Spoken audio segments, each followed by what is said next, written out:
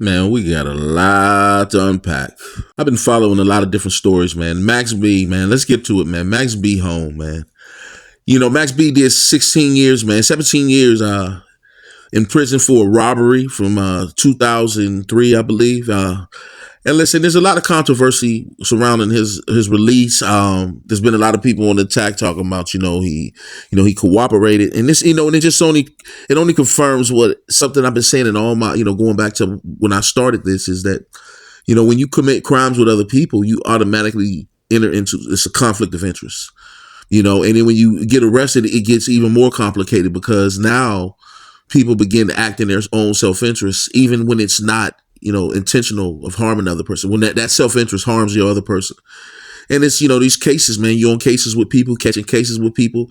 And this is what happens, man, And my thing is this, by Max B getting, what happened was when Max B won his appeal, it gave him the opportunity to request a lighter sentence. It gave him the opportunity to request a lighter sentence, a new plea deal.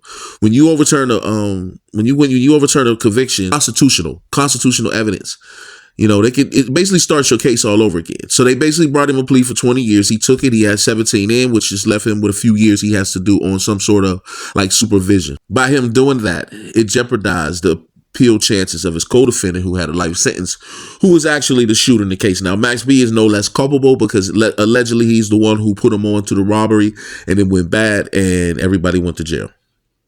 Now, they were saying other things, pre-trial that he gave information about, where the other co-defendants live, like the young lady who was involved and where she worked at and that nature.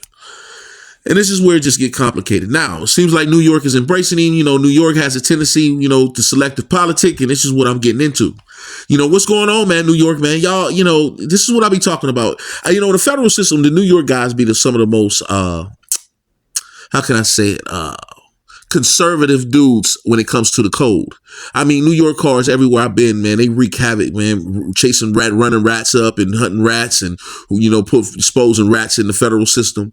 The New York car, they really think they like hold the moral code on the street code because they tend to, be a little more militant when it comes to that. But now, man, I'm starting to see a lot of selective politicking, man. Here we go. A lot of people coming to shake their hand, kiss the ring, and Max B, they want to hook. They're going to want to hook. And I'm going to tell you something, man. Somebody pushed the button on Max B. Somebody pushed the button because the promotions have been crazy. He's been everywhere. And I think they pushed the button. I think that's French Montana and his high-level contacts and access to money and capital. And I think they're about to run it up. So Max B is a meteor. Nobody can catch him. He out of here. Unless he just crashes himself, New York, what you going to do? Y'all going to stand on code or y'all going to hold his dick? Moving on to other things, man. I want to shout out to somebody, man. I want to shout out to man, Charlston White, man. He stood on business on my man.